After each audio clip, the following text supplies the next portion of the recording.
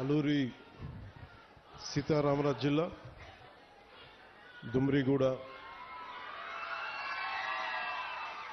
అరకు మండలం ప్రభుత్వ గిరిజన సంక్షేమ ఆశ్రమ ఉన్నత పాఠశాల ఈ మైదానంలో విచ్చేసిన యువతకి ఆడపడుచులకి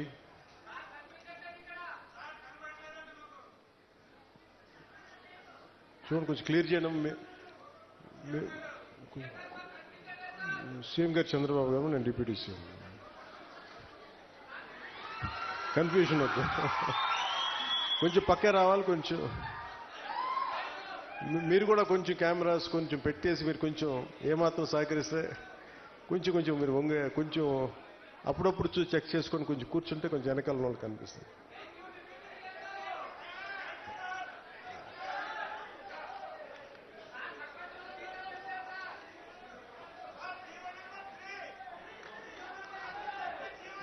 అన్నీ మాట్లాడతాం మీరు ఒక్క నిమిషం దయచేసి కూర్చోండి బాగాలేదా ఏంటి హలో హలో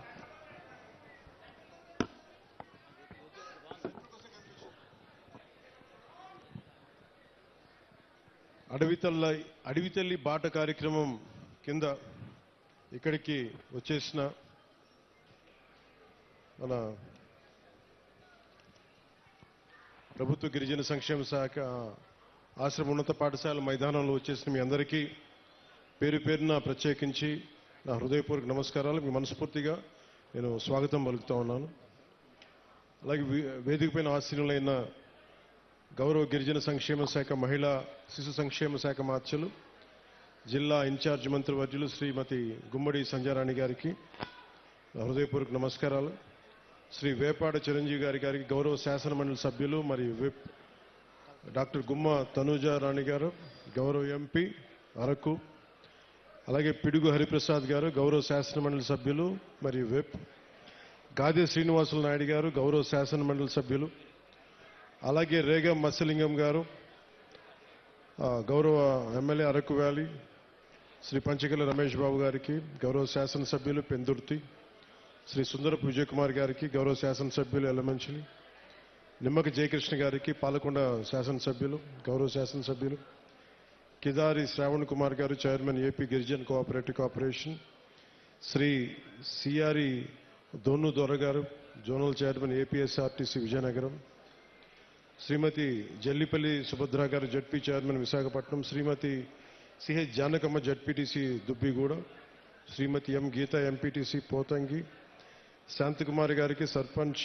మాతం, శ్రీ వెంకట్రావు గారు సర్పంచ్ పోతంగి మండలం పోతంగి గ్రామం, ఉమామహేశ్వర గారికి coffee board member, Krishnarao garu director Tricor AP schedule tribe cooperative finance corporation limited, ఇక్కడికి వచ్చి విచ్చేసిన ప్రజాప్రతినిధులందరికీ పెద్దలకి నా హృదయపూర్వక నమస్కారాలు.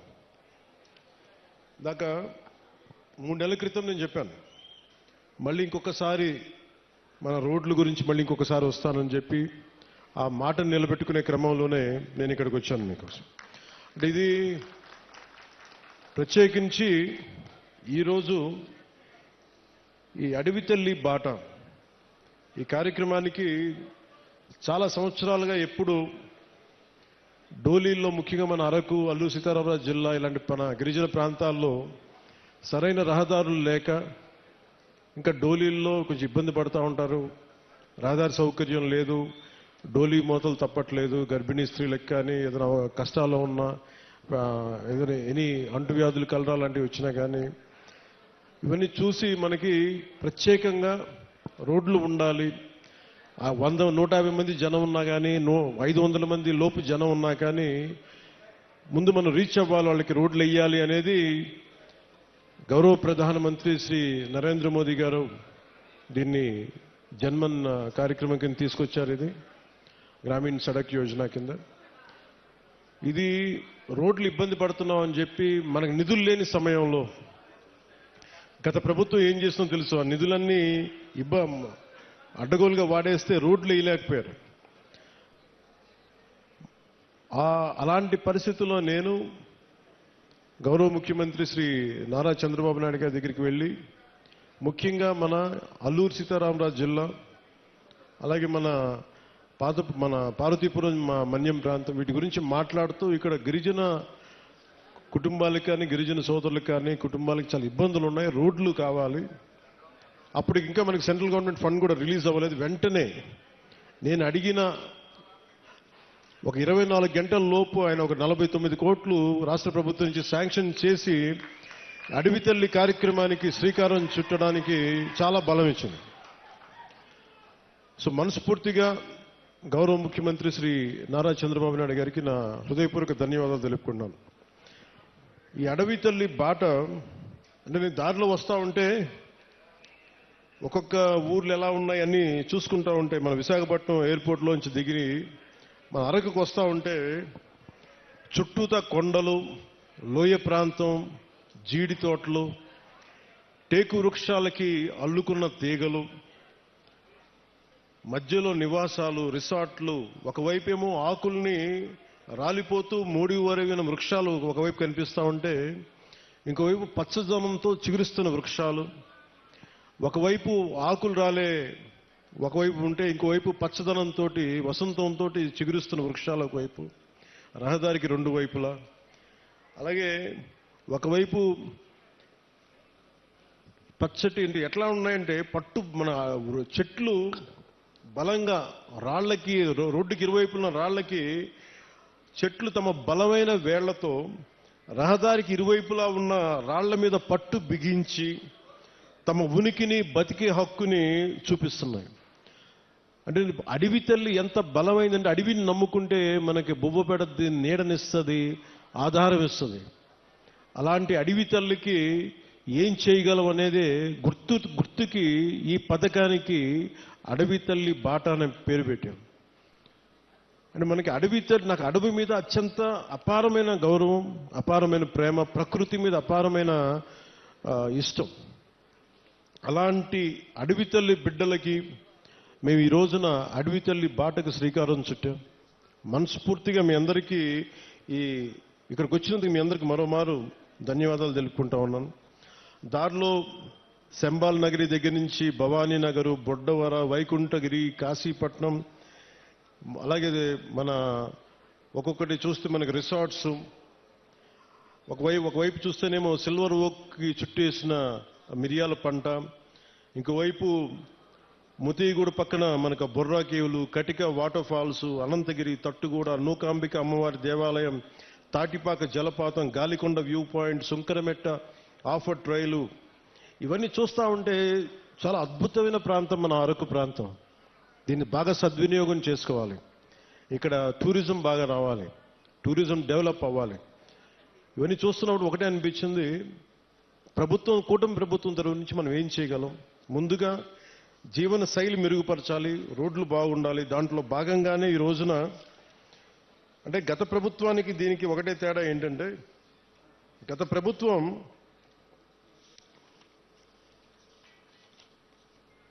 అంటే కూటమి ప్రభుత్వానికి గత ప్రభుత్వానికి తేడా ఏంటంటే, వాళ్ళు దాదాపు లెస్ దెన్ 90 కిలోమీటర్స్ వేశారు. 5 సంవత్సరాల కాలంలో కేవలం 90 కిలోమీటర్లే ఖర్చు పెట్టి 92 కోట్లు మాత్రమే ఖర్చు పెట్టారు 5 సంవత్సరాల కాలంలో. అదే కూటమి ప్రభుత్వం వచ్చిన సంవత్సరం లోపే ఇప్పటికీ మేము 1000-5000 కోట్లు పనులు మంజూరు చేశాం. ఇప్పటికీ ఎన్ని కిలోమీటర్లు? 1069 కిలోమీటర్లు. సరిగ్గా ఎప్పుడు ప్రారంభించాం? సంవత్సరం కూడా కాల, 4 నెలల క్రితం ప్రారంభిస్తే ఈ రోజున 1069 కిలోమీటర్ల పనులకి శ్రీకారం చుట్టాం. అంటే ఈ టెండర్స్ కూడా ఏదో ఇప్పుడు టెండర్స్ కూడా కాల్ ఫర్ చేశాం. ఇంకో వారం రోజుల్లో పనులు ప్రారంభమవుతాయి. ఏదో మాట్లాడి చెప్పి వెళ్ళిపోవటం కాదు, వారం రోజుల్లో పనులు ప్రారంభమవుతాయి.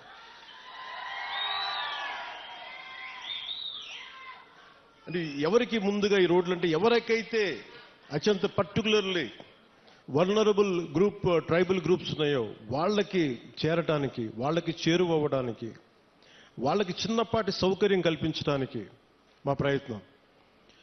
కూటమి ప్రభుత్వానికి ఇక్కడ ఓట్లు రాలేదు. ఓట్లు పడకపోయినా మీకు బాగోగులను చుట్టానికి మేము ఉన్నాం. ఇక్కడ ఓట్ల కోసం రాలేదు. ఓట్ల కోసం అయితే నేను ఇక్కడ అరకు ఎంపీ గారి పేరు నేను చెప్పక్కర్లా, అరకు ఎమ్మెల్యే గారి పేరు నేను చెప్పక్కర్లా ఇక్కడ. కానీ ఇది ప్రభుత్వం, పార్టీలు మారుతూ ఉంటాయి, కొత్త ప్రభుత్వాలు వస్తుంటాయి, కానీ మనం ఎవరు శత్రువులం కాదు. మనందరం విభేదాలు ఉంటాయి, భావాలు ఉంటాయి, వైరుధ్యమైన భావాలు ఉంటాయి తప్ప మనం ఎవరు కొట్టుకోవడానికి సిద్ధంగా మనందరం కలిపి ఎవరు ఏ పార్టీ అయినా సరే కూర్చొని అభివృద్ధికి శ్రీకారం చుట్టాలి. దాంట్లో భాగంగానే ఇక్కడ ఇందాక పంచాయతీ ప్రెసిడెంట్స్ అందరూ కొంతమంది మాట్లాడుతూ ఉంటే ఒకటే చెప్తున్నాను.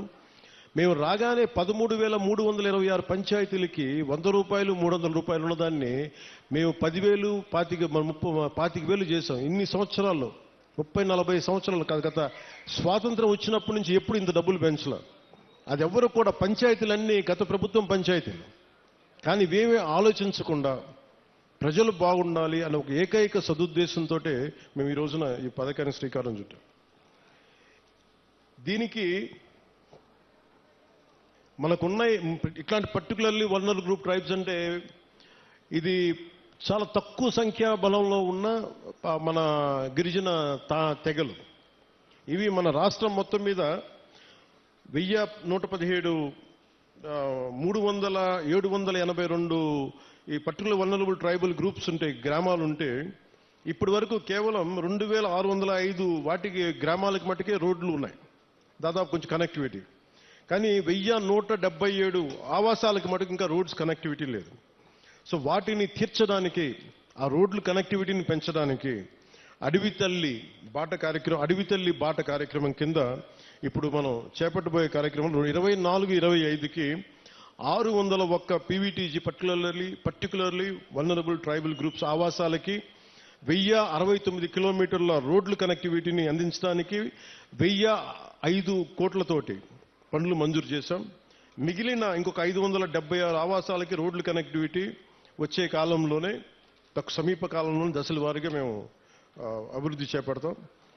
అలాగే 2000 దీంట్లో 1000 కోట్లు ఎలా వచ్చినాయి అంటే, ఒకటి రాష్ట్ర ప్రభుత్వం నుంచి 49 crores 49 కోట్లు గ్రాంట్ అయితే, మనకి ఎన్ఆర్జీఎస్ కింద జాతీయ ఉపాధి హామీ పథకం కింద దాదాపు మనం 400 కోట్ల రూపాయలు మన జాతీయ ఉపాధి హామీ పథకం కింద మనం దీన్ని ఖర్చు పెడుతున్నాం ఈ రోడ్లకి. అలాగే పిఎం జన్మన్ కింద 555.61 కోట్లతోటి 206 రోడ్లకి 239 ప్రైవేట్ మన ప్రిమిటివ్ వల్నరబుల్ ట్రైబల్ గ్రూప్స్తో పాటు ఇంకొక 206 రోడ్ల ద్వారా 612.72 కిలోమీటర్లకు పొడవున్న 206 రోడ్ల ద్వారా 555.61 కోట్లతోటి మంజూరు చేశాం. ఇది మీకు ఇందాక చెప్పినట్టుగానే డబ్బులు ఎక్కడ ఖర్చు పెట్టాలి, ఎక్కడ ఖర్చు పెట్టకూడదన్న ఒక బాధ్యతతోటి కుటుంబ ప్రభుత్వం చాలా బాధ్యతగా ఉంటుంది. 175 స్థానాలకి 164 స్థానాలు గెలుచుకోగలిగాం. 21 ఎంపీస్ని కొట్టగలిగామంటే మీరు మా మీద పెట్టిన నమ్మకం.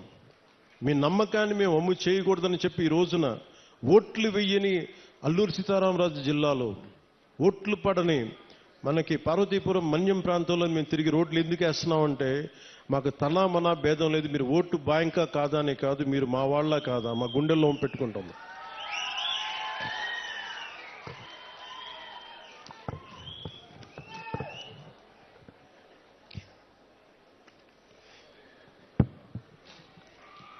అలా ఇందాక కోడి తెగకు చెందిన గిరిజన మహిళలు చేసిన దింసా నృత్యం చాలా అద్భుతంగా ఉంది.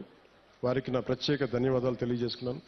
అలాగే కువి లాంగ్వేజ్లో, కువి భాషలో నేను మాట్లాడాను.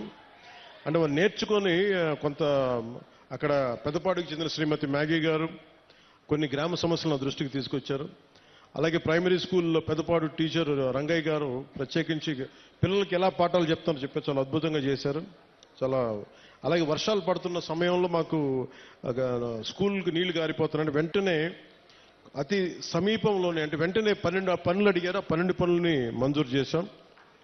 అది కూడా మీ దృష్టికి తీసుకొస్తా ఉన్నాను.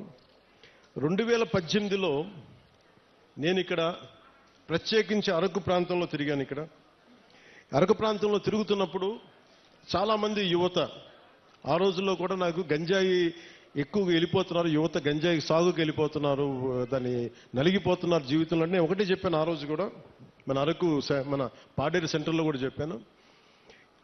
గంజాయి అనేది మటుకు ప్రత్యేకించి అది ఒక సామాజిక రాజకీయ సమస్యగానే చూడాలి, ఆర్థిక సమస్యగా చూడాలి తప్ప దానిని కక్ష సాధింపుగా ఉండకూడదు. దాన్ని దయచేసి ఆ రోజైతే ఏం చెప్పాను, ఈరోజు కూడా అదే చెప్తున్నాను. యువత దయచేసి గంజాయి సాగు వైపు కానీ గంజాయి వ్యసనాలకు మటుకు లోనవ్వకండి. ఎందుకంటే తప్పుడు దారిలో వెళ్తే ఏదో ఒక రోజు మనం ఇబ్బంది పాలైపోతాం. వ్యసనాలకి బానిస అయితే మటుకు ఒళ్ళు పాడైపోద్ది, కుటుంబాలు ఛిద్రం అయిపోతాయి. ఇవన్నీ దృష్టిలో పెట్టుకొని మీరు ఒకసారి ఆలోచించి ఆల్టర్నేట్ ఏం చేయాలి. టూరిజంని డెవలప్ చేస్తాం, యువత అంతా టూరిజం వైపు వెళ్ళండి. ఎందుకంటే పరిశ్రమలు పెట్టడానికి కూడా కొంచెం ఇబ్బంది ఉంటుంది. ఇందాక చాపరాయి దగ్గర బ్రిడ్జ్ అడిగారు, మన చాపరాయి మన ఇంతనా చాపరాయి కదా, చాపరాయి గంగమ్మ రైట్.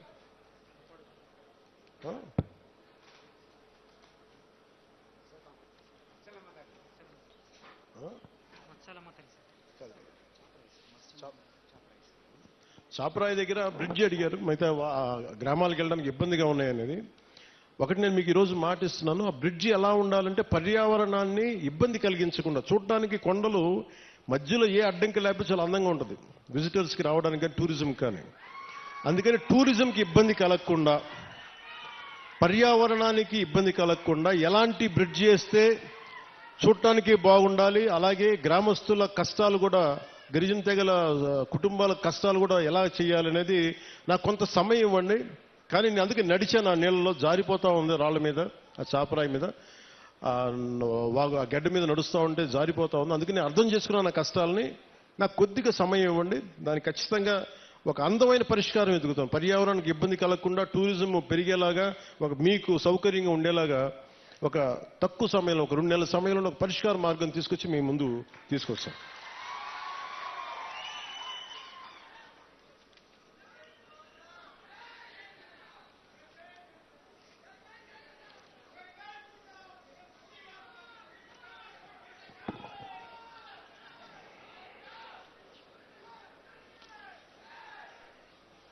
అంటే మనం ఒకసారి పెద్ద పనులు చేయడం వీటన్నిటికంటే కూడా చిన్న చిన్న కష్టాలు ఇంకొకరికి ఆనకపోవచ్చు. కష్టం, నా కష్టం కూడా ఎప్పుడు కష్టాలు. నేను ఒక గిరిజన గ్రామంలో ఉంటే, ఒక తాండాలో నేను పెరుగుతూ ఉంటే, నాకు నిజంగా నా సోదరుకో ఎవరికో ఒక చిన్నపాటి ఇబ్బంది వచ్చి నేను హాస్పిటల్కి తీసుకెళ్ళినప్పుడు రోడ్డు సౌకర్యం లేక డోలీ మీద తీసుకెళ్ళాలి అంటే ఎంత కష్టపడతామో, ఎంత ఇబ్బంది ఉంటుందో నేను అనుభవించకపోయినా కానీ నాకు ఆ కష్టం నేను మనుషుల్ని చూసి అర్థం చేసుకున్నాను. అందుకనే మనం రాగానే ముఖ్యమంత్రి చంద్రబాబు గారు దాదాపు 49 కోట్లు ఇస్తే వెంటనే మేము చేయగలిగింది ఏంటంటే, వెంటనే ఈ మన అనంతగిరి మండలంలో ఒక పర్టికులర్ గ్రామానికి వెళ్ళి అక్కడ సకాలంలో పొలంగూడ గ్రామానికి, మనకి శ్రీకాకుళం జిల్లా కొత్తూరు మండలం గొట్టుపల్లి నుండి పొలంగూడ గ్రామానికి నూతనంగా బీటీ రోడ్డు, కొత్తగా బీటీ రోడ్డు నిర్మాణం చేపడితే మొదటిసారి ఆ గిరిజన గ్రామంలో అంబులెన్స్ కూత వినిపించింది. అంటే సకాలంలో సరైన సమయానికి అంబులెన్స్ రావడంతో ఒక గిరిజన గర్భిణీ మహిళ సకాలంలో ఆసుపత్రికి చేరి ఒక ఆరోగ్యవంతమైన శిశువుకి, ఒక బిడ్డకి జన్మనిచ్చింది. ఈ రహదారి ద్వారా 6 గిరిజన గ్రామాల ఆవాసాలకి, 6 గిరిజన ఆవాసాల గ్రామాలకు చెందిన 1260 మంది డోలీ మోతల నుంచి విముక్తి పొందారు. ఇది ఒక అద్భుతమైన, ఒక 10,000 మందికి పనిచేసేది కాకపోవచ్చు, ఒక డబ్బులు రాకపోవచ్చు, ఓట్లు రాకపోవచ్చు, దానివల్ల ఆదాయం డబ్బు ప్రభుత్వానికి రాకపోవచ్చు. కానీ మీ కష్టంలో మేము ఉన్నాం. మా కూటమి ప్రభుత్వం ఇది మంచి ప్రభుత్వం, ఆ ప్రభుత్వం కూడా నేను వాటన్నిటికంటే కూడా మీకు అండగా నిలబడే ప్రభుత్వం కూటమి ప్రభుత్వం. నేను ప్రత్యేకించి ఈరోజు మిమ్మల్ని కోరుకుంటుంది, 2018లో నేను ఇక్కడ తిరిగాను పోరాట యాత్ర. అప్పుడు అన్ని కష్టాలను చూశాను. ఎందుకంటే నేను కార్యకర్తలకు కూడా, జనసేన నాయకులకి, జనసేన కార్యకర్తలకు అప్పటికీ చెప్పాను, ఇప్పటికీ చెప్తున్నాను. అలాగే మన కూటమి నాయకులందరితో కూడా నేను ఈ భావాలని పంచుకుంటా ఉన్నాను. మనం కనుక ప్రజలతో మమేకమై తిరిగి కష్టాలని వాళ్ళు ఏం కష్టాలు పడుతున్నారో మనం నిజంగా చేయగలిగితే నాకు ఆ మనసు నలిగిపోయిన 2018 పోరాట యాత్ర అప్పుడు అరే నా చేతిలో అధికారం లేదు, కనీసం చిన్నపాటి ఒక ఆడబిడ్డకి కన్నీళ్లు తుడిచిండే శక్తిని ఇవ్వు భగవంతుడాన్ని కోరుకుంటే ఆ రోజు పరమశివుడు అనుగ్రహించి, నూకాలమ్మ అనుగ్రహించి, మోదమాంబ అనుగ్రహించి ఈ రోజున కూటమి ప్రభుత్వాన్ని ఈ రోజున మాకు అధికారం ఇచ్చి, వాళ్ళ అధికారం ఇవ్వడం వల్ల మీ ఆశీస్సులు అంటే ఎంత బలంగా కోరుకున్నామో ఆ రోజున, ఈ రోజున మేము దాదాపు 1005 కోట్లు అంటే దాదాపు 1000 కోట్ల పైన డబ్బులు 1050 కిలోమీటర్ల రోడ్డుకి వేయగలుగుతున్నాం అండి. రోడ్లు వేయటమే కాదు, మీ జీవితాలు కొంత మెరుగవుతాయి, కొంత ట్రాఫిక్ పెరుగుతుంది, కొంత మనకి టూరిజం డెవలప్మెంట్ ఉంటుంది. వీటన్నిటిని దృష్టిలో పెట్టుకొని ఇవన్నీ చేస్తా ఉన్నాం. నేను ఈ రోజున ప్రత్యేకించి దారి పొడుగుతా చూస్తుంటే ఇంత సుందరమైన అరకుని దేశం మొత్తం వచ్చేలాగా చేయాలి. అలాగే ఏం చేయాలని కూర్చోబెట్టి టూరిజం శాఖ మంత్రివర్యులతో మాట్లాడతాను, శ్రీ కందుల దుర్గేష్ గారితో, గౌరవ ముఖ్యమంత్రి గారితో మాట్లాడతాను, సంబంధిత జిల్లా అధికారులతోటి, కలెక్టర్ గారితో మాట్లాడి మీకు అభివృద్ధిలో ఇక్కడున్న యువత గంజాయి వైపు కాకుండా మీరు టూరిజం వైపు వెళ్ళాలి, సేవలు మీరు సర్వీస్ సెంటర్స్ పెట్టుకోవాలి, ఇక్కడ కూర్చోబెట్టి చిన్న చిన్న హోటల్స్ నడుపుకోవాలి, మీకు ఏదైనా స్థలాలు ఉంటే మీరు అక్కడ కూర్చోబెట్టి కొంచెం ఓపెన్ క్యాంప్స్ పెట్టుకునేలాగా, 10 డబ్బులు వచ్చేలాగా, కొంతమందికి వృత్తి ఉపాధి వచ్చేలాగా ఖచ్చితంగా కృషి చేస్తాం.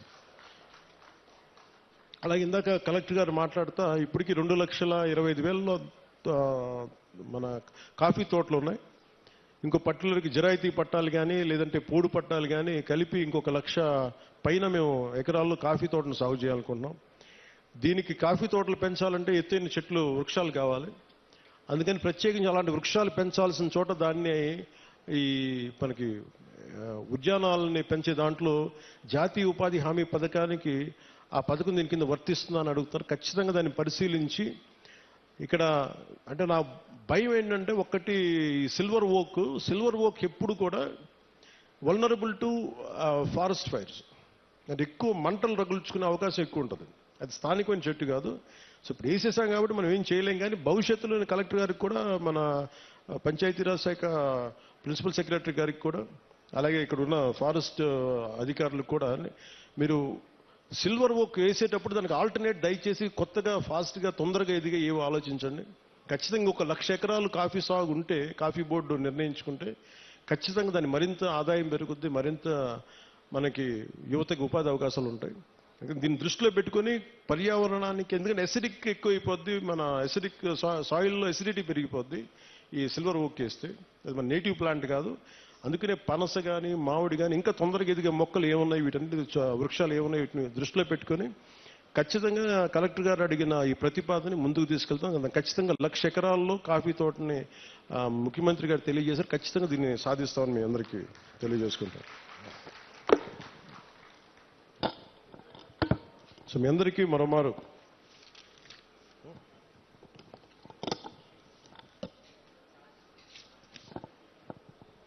ఇంకా చేస్తారు, ఇంకా బస్తర్లోనూ ఇక్కడంతా ఇంకా మనకి చిల్లంగి అని చేస్తారంట.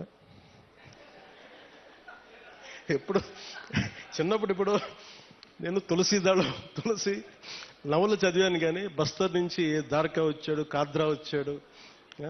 నవల్స్లో బాగుంటుంది, కానీ నిజంగా అంటే ఎందుకో ప్రత్యేకించి పోలీస్ శాఖ అధికారులు నా దృష్టికి తీసుకొచ్చారు,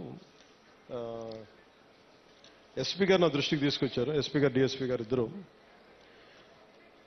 అంటే అరకు పరిసర ప్రాంతాల్లో ఇప్పటికీ చాలా మంది చెడుపు, చిల్లంగి మరియు చేతబడి వంటి మూఢనమ్మకాలని ఉన్నాయి. దానివల్ల పొరపాటున మానసికంగా మన ఇంట్లో బాగలేకపోతే, ఒకరికి ఎవరికైనా మానసిక వ్యాధి ఏదైనా వస్తే మనకు పడని శత్రువు ఎవడన్నా చిల్లంగి చేశాడు, చేతబడి చేశాడు అని చెప్పి కొట్టి చంపేయటం, ఇలాంటి చేయటం దాదాపు గత కొన్ని సంవత్సరాలుగా 9 మందిని చంపేశారనేది ఒక రికార్డు పోలీస్ శాఖ అధికారులు పెట్టారు. సో వారి విజ్ఞాపన, వారి విన్నపం ఏంటంటే ఎట్టి పరిస్థితుల్లో మీరు దయచేసి దీని అలా ఆ మూఢనమ్మకాల వైపు వెళ్ళకండి. ఏదైనా బాగలేకపోతే ఎందుకు బాగలేదు అని దృష్టిలో పెట్టుకొని అట్లా ఆలోచించమని, అందుకని దీనికోసం ప్రత్యేకించి వికాస్ అనే ఒక కార్యక్రమం ప్రారంభించారు. ఈ పై విషయాలన్నింటినీ, అంటే దీనికి గల కారణాలను పరిశీలిస్తే మూఢనమ్మకాలని మనకి ఇంట్లో వాళ్ళకి బాగలేకపోతే చేతబడి చేశాడు, చిల్లంగి చేశాడు అవన్నీ సినిమాల్లో బాగుంటాయి, నవల్స్లో బాగుంటాయి. నిజానికి మన మనసుకు మించింది ఏం లేదు. అంటే మీ మైండ్ చెడు మంచి అనేది ఏంటంటే ఒకడు పోవాలని కోరుకుంటున్నా అదే చెడు, అంతే, అదే చేతబడి. అందుకే ఇలా కాకుండా మీరు ఆలోచించాల్సింది, ఎవడు మన గురించి ఎంత చెడు చేద్దాం అనుకున్నా మనం యాక్సెప్ట్ చేస్తే తప్ప, మనల్ని ఓడించాలి నేను అసెంబ్లీలోకి అడుగు పెట్టం అని చెప్పి ఇంత కంకణం కట్టుకుంటే నువ్వెవడు ఇలాంటి చేతబడులు చేయడానికి?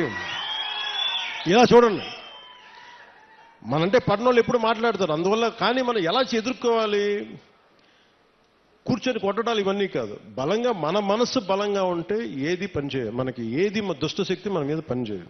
ఎందుకంటే ఒక్కసారి ఇలాంటి మూఢ విశ్వాసాలని నేను కూర్చోబెట్టి వెంటనే తీసేయమని కష్టం, నేను అర్థం చేసుకోగలను. కానీ వీటికి మించి మీరు ఆలోచించాల్సిందిగా, ముఖ్యంగా యువతకి, ఆడపడుచులకి, మహిళలకి చెప్తున్నా. ఒక తరం అది నమ్మారు, ముందుకు వెళ్ళిపోయారు.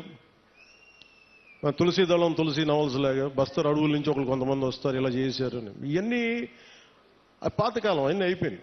మీకు ఎవరైనా సరే చెడు చెయ్యాలనుకున్నోడు కూడా మనకి ఎవడు చెడు చేయలేడు, మనం బలంగా ఉంటే మనం ఏదైనా ఎదుర్కోగలం. అందుకని ప్రత్యేకించి వీళ్ళెవరో మనకి చెడు చేశారు, చేతబడి చేశారు, చిల్లంగి చేశారు, వీటికి లోను కాకుండా, ఉద్రేకాలకి లోను కాకుండా, చట్టాన్ని మీ చేతుల్లోకి తీసుకోకుండా, ఇలాంటి జరగకుండా మీరు చూసుకోవాలి మనస్ఫూర్తిగా నేను మీకు కోరుకుంటా ఉన్నాను. అందుకని వీటన్నిటిని దృష్టిలో పెట్టుకొని అవగాహన కార్యక్రమం, వికాస్ అనే కార్యక్రమాన్ని శ్రీకారం చుట్టారు ఉన్నత పోలీసు అధికారులు. దీంట్లో భాగంగా జిల్లాలోని పోలీసు, రెవెన్యూ, వైద్య, ట్రైబల్ డిపార్ట్మెంట్ మరియు వివిధ రకాల సంస్థలు సంయుక్తంగా గ్రామాల్లో పర్యటించి ఇలాంటి చిలంగి కావచ్చు, ఇలాంటి చేతబడుల మీద కావచ్చు అవగాహన కల్పిస్తూ, ఎవరికైనా సరే అనారోగ్య సమస్యలు ఉన్నా, మానసికంగా ఎటువంటి సమస్యలు, దానికి కారణం చిల్లంగి ఇటువంటి చేతబడులే కాదు, వారి యొక్క సమస్యకి పరిష్కార మార్గం హాస్పిటల్స్లో ఉంటుంది. లేదంటే ఏమున్నాయని చెప్పి వాటిని నిజంగా మనం కొంచెం లాజికల్గా ఆలోచించి మెడికల్ పాయింట్ ఆఫ్ వ్యూలో దాన్ని కరెక్ట్ చేయాలని మనస్ఫూర్తిగా పోలీస్ శాఖలు కోరుకున్నాను. మేము ఆంధ్రప్రదేశ్ ప్రభుత్వం, కూటమి ప్రభుత్వం నుంచి మేము కోరుకుంటా ఉన్నాం. అందుకని మీ అందరూ సహకరించి చట్టాలను దయచేసి చేతుల్లో తీసుకోకండి. గంజాయి పంటను మట్టుకు దయచేసి ఎట్టి పరిస్థితుల్లో కూడా మీరు పెంచకండి. ఎవరన్నా ఉంటే కూడా పోలీసు అధికారులకి మీరు ఇన్ఫర్మేషన్ ఇవ్వండి. నేనేం కోరుకున్నా అంటే పోలీసు అధికారులు కూడా, మీ గతంలో కూడా పాడేరు సభలో కూడా చెప్పాను, ఇది సామాజిక ఆర్థిక సమస్యగానే చూస్తాం తప్ప ప్రజలకి వీళ్ళు ఎడ్యుకేట్ దెమ్, వాళ్ళకి కొంత అవగాహన కల్పించి అటువంటి వైపు వెళ్లకుండా మీకు ఉద్యోగాలు వచ్చేలా, జీవనోపాధి కల్పించేలా ఈ ప్రభుత్వం మరింత శ్రద్ధ తీసుకుంటుంది, మరింత బాధ్యతగా ఉంటుంది మనస్ఫూర్తిగా తెలియజేసుకుంటూ,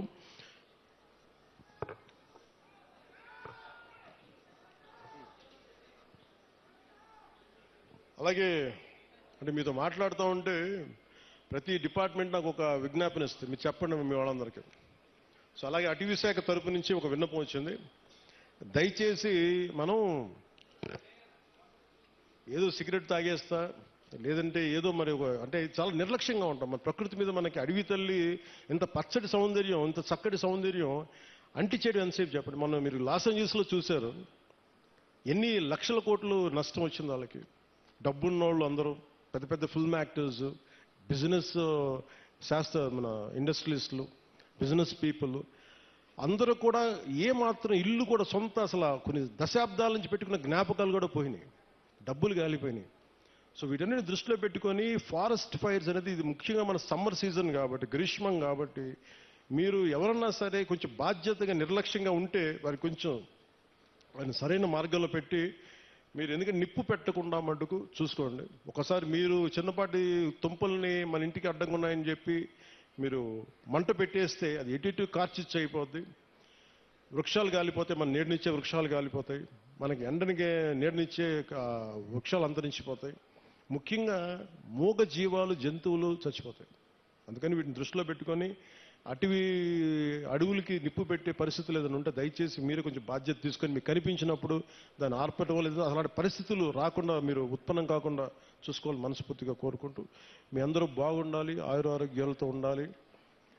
నా కోరిక ఒకటే, వచ్చే ఎన్నికలకి మొత్తం మన్యమంతా కూటమి ప్రభుత్వం పతాకాలతో రెపరెపలాడాలి. ఎందుకు చెప్తున్నానంటే 5 సంవత్సరాల విలువైన సమయం మీరు ఇచ్చారు, మీ ఓటు వేశారు, మీ ఓటుకి వాళ్ళు విలువ ఇవ్వలేదు. కానీ మీరు ఓటు వేయకపోయినా నేను మీ ఓటుకి విలువ ఇచ్చి ఇక్కడికి వచ్చాను. అందుకని అంటే ఎందుకంటే నేను మీకోసం నేను పదే పదే చెప్తున్నాను, 15 సంవత్సరాలు ఈ కూటమి ప్రభుత్వం ఉంటుంది. కేంద్రంలో ఎన్డీఏ ప్రభుత్వం, భారతీయ జనతా పార్టీ లీడింగ్ పార్టీగా నరేంద్ర మోదీ గారు ఎలాగైతే చేశారో అంత బలంగా 3 పర్యాయాలు ఉంటే తప్ప మనకి విభజన సమయం నుంచి గత పాలన వరకు ఎంత నలిగిపోయాం అది బయట పడాలి అంటే మాకు ఒక 15 సంవత్సరాల మీ ఆశీస్సులు కావాలి. మేము కింద పడతాం, మీద పడతాం. ముఖ్యమంత్రి గారు చిన్న భిన్నమైన ఆర్థిక వ్యవస్థని సరి చేస్తా ఉన్నారు. నేనేమో మీకు తిరుగుతూ ఉన్నాను. మేము మీకోసం పని చేస్తాం, కానీ మీ ఆశీస్సులు కావాలి మాకు. మీ ఆశీస్సులు ఇవ్వండి మాకు. మీకోసం తిరుగుతాం, ఒళ్ళుంచి పని చేస్తాం, మీకు అండగా ఉంటామని తెలియజేసుకుంటూ ప్రతి ఒక్కరికి పేరు పేరున ధన్యవాదాలు తెలుపుకుంటూ మీ భవిష్యత్తు కోసం మన కూటమి ప్రభుత్వం. జై హింద్, జై భారత్. హలో మీకు ప్రత్యేక ధన్యవాదాలండి. గౌరవ ఉప ముఖ్యమంత్రి వర్యులు శ్రీయుతులు కొండిదెల పవన్ కళ్యాణ్ గారికి, అందరి హృదయ నేత, ఎంతో జనాభిమానం సంపాదించిన మహానుభావులు, ప్రత్యేక ధన్యవాదాలండి.